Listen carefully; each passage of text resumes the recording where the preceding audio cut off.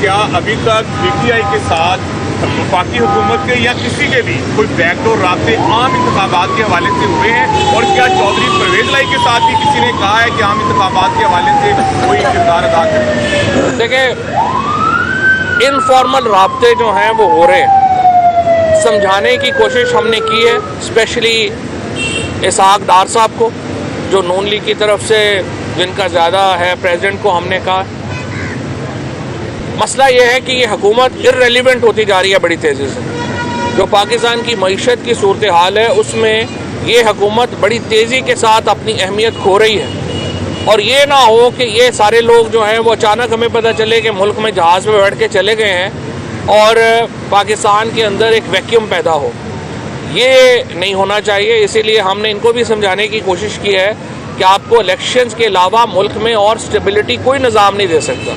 आप कल शहबाज शरीफ जो है वो पार्लिमानी जमहूरियत के ऊपर लेक्चर दे रहे थे, तो पार्लिमानी जमहूरियत का तो पहला असूल ये है कि जब भी हालात एक हद से ज़्यादा ख़राब होते हैं आप अवाम के पास जाते हैं, तो आप अवाम से भाग रहे हैं। आपने कश्मीर के इलेक्शंस देखे हैं, किस तरह से वहाँ पर वफाकी, कभी भी कश्मीर में वफाकी हुकूमत के ख़िलाफ़ पार्टी नहीं जीत सकी।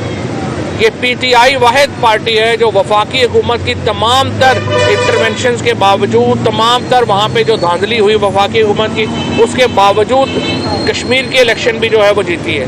जितने इलेक्शंस अब तक हुए हैं तहरीक इंसाफ जो है वो इलेक्शन जीत रही है। साहब ये बताइएगा कि तहरीक इंसाफ का मौक़िफ़ था कि रूस के साथ जो तेल के लिए खान साहब ने दौरा किया था उसके बाद मामला डिस्टर्ब हुए आपके और जो एस्टेब्लिशमेंट के दरमियान भी मामला काफ़ी डिस्टर्ब रहा। अब जो है नई हुकूमत जो है वो रूस गई है, उन्होंने फिर कहा है कि तवानाई के बुरान पर काबू पा लेंगे, हमारी डील हो चुकी है कि हमें कम रेट पर तेल जो है वहाँ से मिल रहा है। देखिए, पहली बात तो यह है कि अब तो वैसे ही इंटरनेशनल मार्केट में तेल अपनी 30 साल की सबसे कम सतह के ऊपर है। तकरीबन इस वक्त वो 75 से 80 डॉलर के दरमियान जो है वो तेल चल रहा है। अब तो वो महंगा ही नहीं रह गया इंटरनेशनल मार्केट में।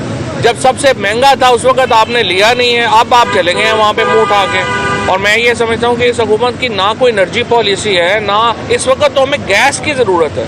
तेल तो दुनिया में सस्ता हो गया, गैस की ज़रूरत है, उसकी पॉलिसी नहीं है।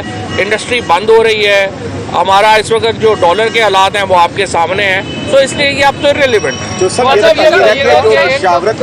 पंजाब ने खत लिखा है आज वज़ीर आज़म को कि सेहत कार्ड की मद में भी पैसे रोक लिए गए हैं और अब 7-7.5 अरब रुपया वो भी रोक लिया गया है और बाकी भी जो पैसे थे जो पंजाब का राइट था वो नहीं दिया जा रहा। तो क्या कहेंगे कि ये पैसे क्यों रोक रहे हैं? पैसे जी है ही नहीं। प्रॉब्लम इस वक्त ये हुआ है कि इनके पास तो वो कहते हैं ना जहर खाने के भी पैसे नहीं हैं।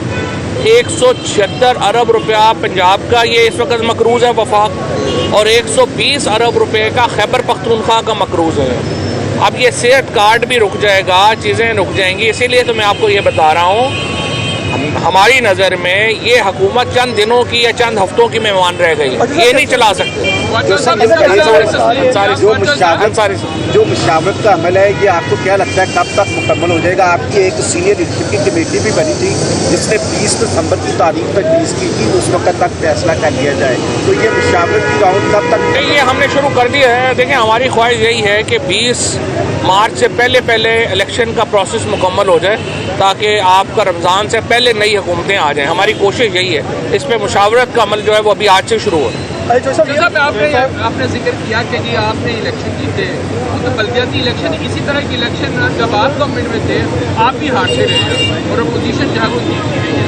एक मेरा सवाल दूसरा ये कि परवेज लाई साहब के साथ इसका मतलब है कि आपके जो इत्तेहादी हैं उनके दरमियान असम्बलियाँ तोड़ने पर इख्तलाफ राय मौजूद है। देखिए, इख्तलाफ राय मौजूद नहीं है, फैसले के ऊपर तो कोई इख्तलाफ राय नहीं है। ओपिनियंस के कब वक्त के ऊपर, तारीख के ऊपर जो है वो इख्तलाफ राय हो सकता है, लेकिन असम्बलियाँ तोड़ने के ऊपर कोई इख्तलाफ राय जो है वो मौजूद नहीं है। दूसरी बात ये है कि ये पता नहीं किस अहमक ने ये पहले ये बात कही थी नून लीग से कि हम भी इलेक्शन हारते रहे हैं। आप कौन से 75% इलेक्शन जो हैं, बाई इलेक्शन जो है ये हुकूमत जो है वो हारी थी 4 साल में? बड़ी सिंपल बात थी। मेरा ख्याल है 6 या 7 इलेक्शन हुए थे पूरे पंजाब में बाई इलेक्शन। उनमें जो जमातें नून लीग की थी वो नून लीग जीती थी, जो हमारी थी वो हम जीते थे। कोई उसमें कोई ज़बरदस्त काम नहीं हुआ था।